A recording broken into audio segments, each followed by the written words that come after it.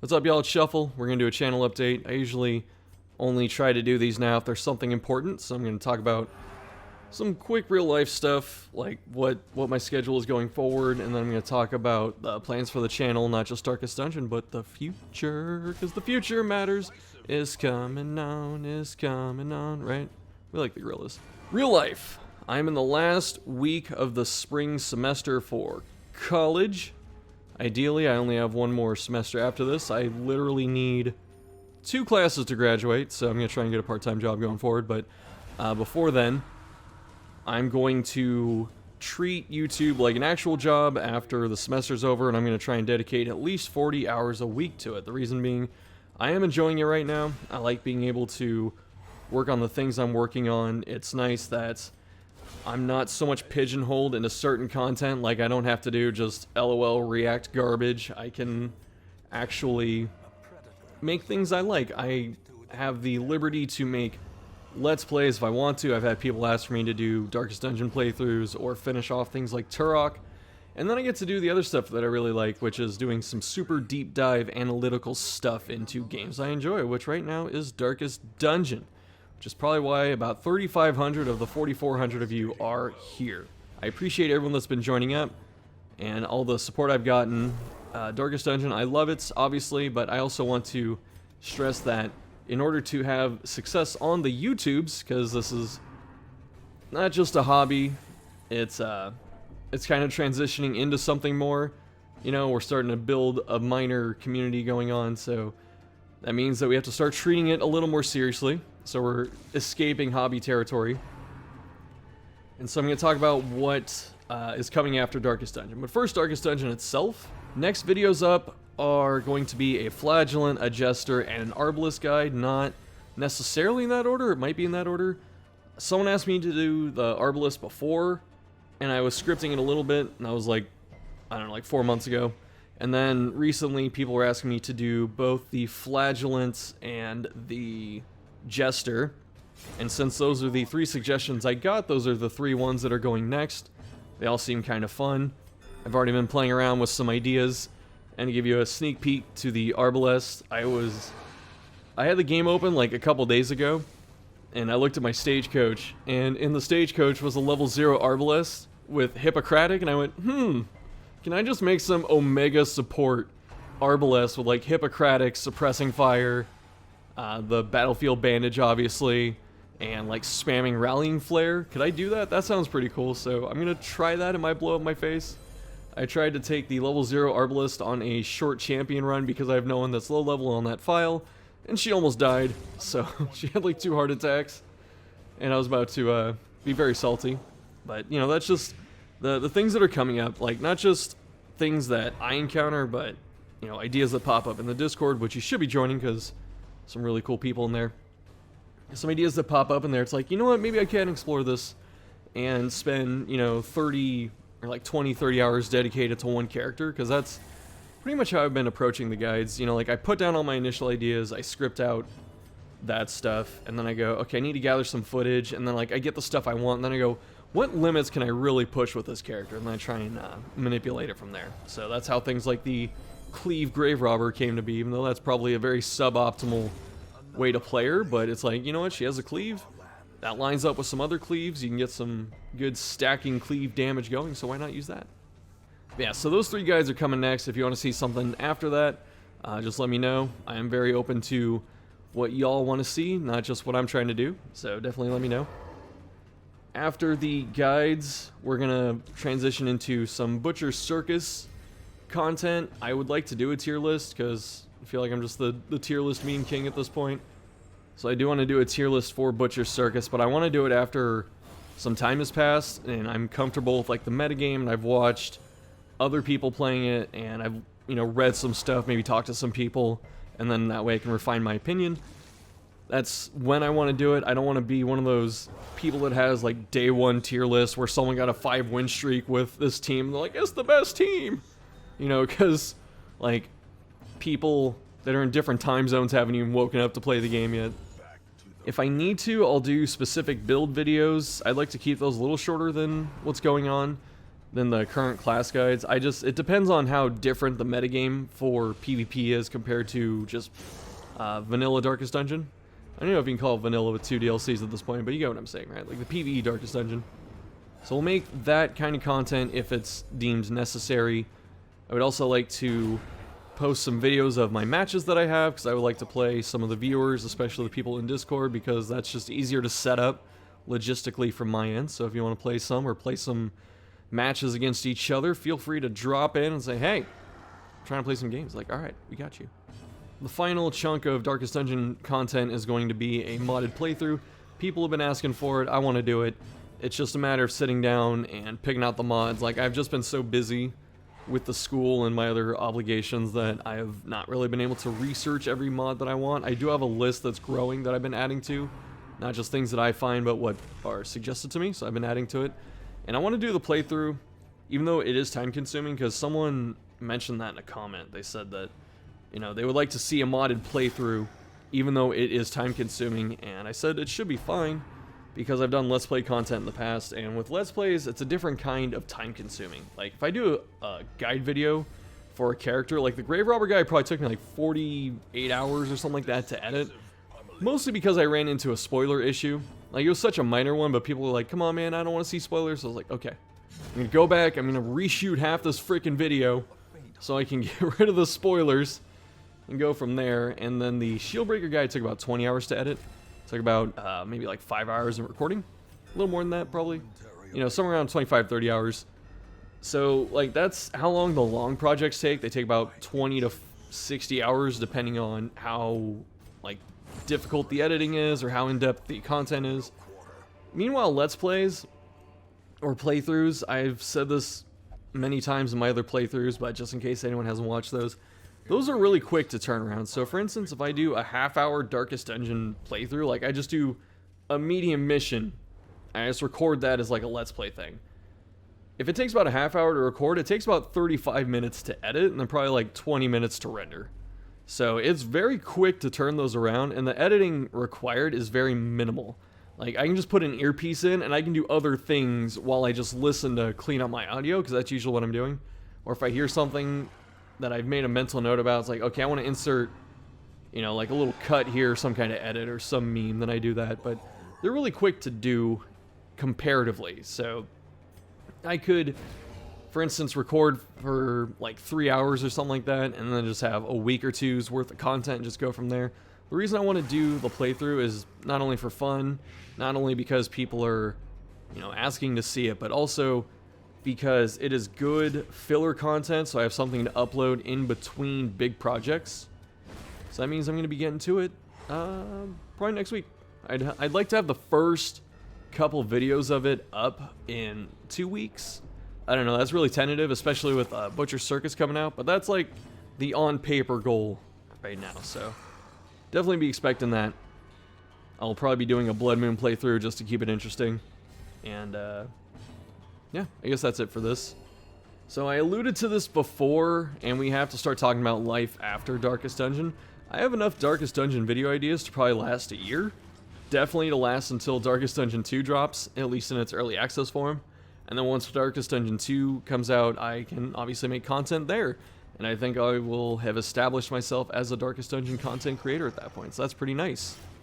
However, there is a pitfall in YouTube and Twitch that many people find themselves in, and it is difficult to break out of, and I'm trying to avoid that situation early, and that is being a person that makes content for like one thing, you know, like one game, right? How big truly is the Darkest Dungeon audience? It's not that. Like, it's not 4 million people big. Well, actually, maybe depending on how many it's sold, but you get my meaning, right? There's a limited audience per game, and so being able to transition to other things can be good, not only for me to avoid getting burned out, but also for getting new people, and you get some crossover, right? Like, if I make a video for a different game, someone might come in and go, oh, I like this game, and I watched that, and I'm trying to see, you know, videos about this, and they go, oh, this person also has Darkest Dungeon videos? What is Darkest Dungeon? I've heard about it, and then they watch a couple, and they go, oh, that looks fun, then maybe they go buy the game, or something, you know? So there's a lot of potential in crossover, the other thing as well, my phone just went off. I should have left it on silent. I kind of forgot what I was just saying, but I'm hoping I know. And I'm thinking that it is my points regarding, oh yeah, other games, right? So I have actually gotten a couple requests from like some smaller indie dev teams to play their game. It's pretty wild, you know, because like I only have a couple thousand subs and y'all are dropping in going, hey, this game's like Darkest Dungeon, do you want to give it a try? And then I find it on Steam, it's got like 100 reviews or something, so it's, you know, really tiny. But there's no like quid pro quo thing. They just go, if you're interested, we'll send you a key. But they never say, hey, you need to make videos, we want you to do this, we want favorable press. Like, no one has said that to me yet. No one's offered me money. And I'm against that stuff morally in like 99% of cases. So hopefully, like, this comment doesn't come back to bite me. If there's, like, you know, some game I'm just mega excited about, you know, like, let's say the channel actually blows up to, like, 100,000 people or something. And then in, like, 3 years, some Darkest Dungeon knockoff comes out, and people are like, you played Darkest Dungeon? I'm like, you know what, this game is really good. And then I play it, and they're like, oh, so here's, like, $10,000. And then people go, ha, you sold out, Shuffle. So I'm trying to avoid that situation early, and I'm probably just about to hang myself with my own comments. But I am looking to try new games. That is my roundabout way of saying it. I will do my best to be transparent and upfront with whatever's going on. So as I was saying, if I get like some deal where they just want to send me a key, but they don't ask me for anything in return, and then I play it and then I go, huh, you know what, this actually looks interesting. And then like I talk about it in a video, that could be a possible reality. The only reason I am kind of worried about that is if I like the game and then I make a video for it, I'm giving them free advertising if it's just voluntary. And, you know, I get nothing besides a potential few extra viewers if their game takes off. Meanwhile, they get pretty much like my 20 to 100 hours of labor for free. So it's kind of sketchy, right? And then if I do take their money, then I'm selling out for the most part. So it's like, what do you do? But otherwise, I am looking at other games. Right now, I really want to do Temtem. I like that game. I played a lot of Pokemon as a kid. I was one of those kids that had Nintendo Power magazine when I was a wee lad, and then in like, I can't remember what year, but I remember I got an issue of Nintendo Power and it came with a VHS tape, and it was like, Pokemon's coming to America, and I was like, what the hell is Pokemon? I don't even know if I remembered how to pronounce it correctly. I was like, Pokemon. So I got the tape and I popped it into the VCR, and it's just some promo for Pokemon. I was like, wow, this looks awesome. And it just showed off the games and some of the toys and stuff. And you can actually find this video on the internet. You know, you can type in like Nintendo Power Pokemon promotional thing or whatever, and the video's there, and some woman saying, I'm Ash's aunt. He's a lovable 10-year-old or something like that, and then they just show you the anime. And so that was my first exposure to it. So I've been playing Pokemon for like ever. My first game was actually Pokemon Green, and it was in Japanese, if I can sound like a complete old friend right there. But yeah, so I've been kind of dissatisfied with Pokemon over the last few releases, pretty much since like, I want to say like 4th or 5th gen, probably like 5th gen, like Black and White, whenever that was. After that, I was kind of like, alright, I'm over this. And then I heard about Temtem, and then the early access, like the public one, dropped in, I think, January. And I looked at it, I was like, eh. And then I did a lot of research into it, and I talked to some people that had experience, and then I ended up, you know, buying the game, and I played it for a bit, and I got through all the early access stuff, and I went, wow, this game has a lot of potential, and I'm enjoying it a lot, and I wouldn't mind trying to be competitive in it. Obviously, I don't know if I'm going to be good, but I do want to do that, so I would like to make videos for that. So I don't know if y'all are interested in that kind of content. Even if you're not, like I said, the Darkest Dungeon stuff isn't going anywhere, and maybe we'll get some new blood in the channel. But also, as I said, this is something I enjoy, and I want to make videos I enjoy, so I'm looking at that game right now. That's probably the next thing you're going to see if I venture outside of Darkest Dungeon.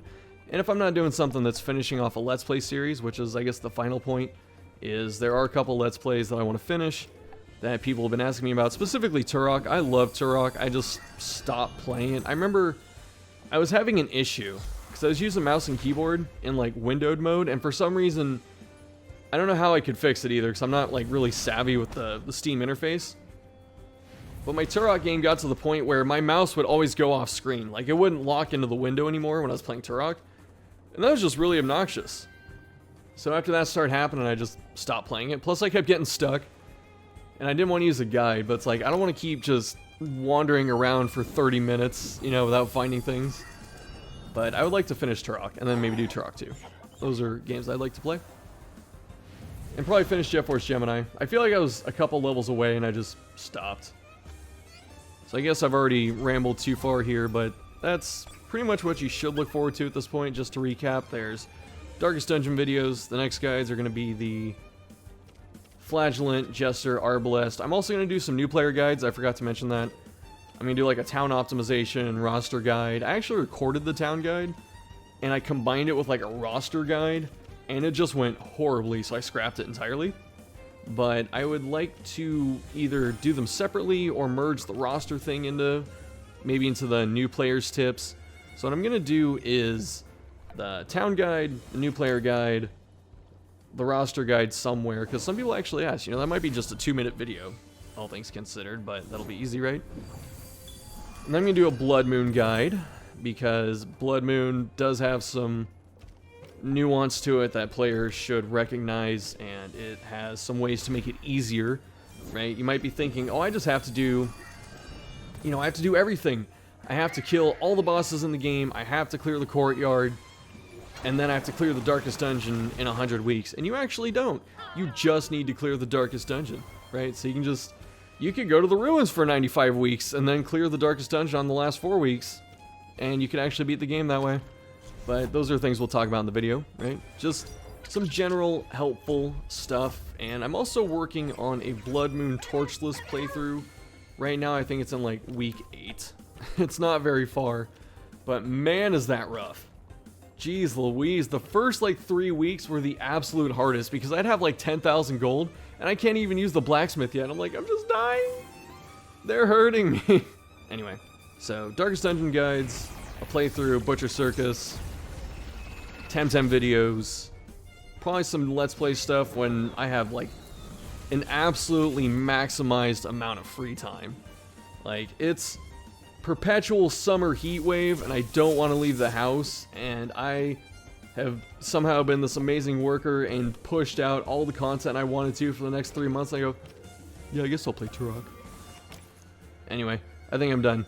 Thanks for the support, y'all. Thanks for all the positivity and I guess the comments and participation and the views and everything. It's still kind of surreal because I spent like 6.5 years as a sub 1,000 sub channel, and then all of a sudden one little Darkest Dungeon tier list gets trending, and just people show up, they're like, hey, this is actually pretty cool. I'm like, alright, thanks. Yeah, take yourself to the Discord if you want to. You can come harass me and talk to each other. The Discord is growing steadily. Very cool people in there.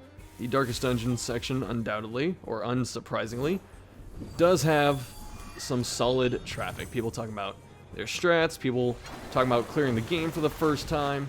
Really wholesome stuff. So bring yourself, bring your friends. I think that's it. And I wanted to keep this video under 10 minutes, and it looks like it's gonna be 15 or 17. Anyway, thanks for watching. Look forward to stuff. I'll see you later.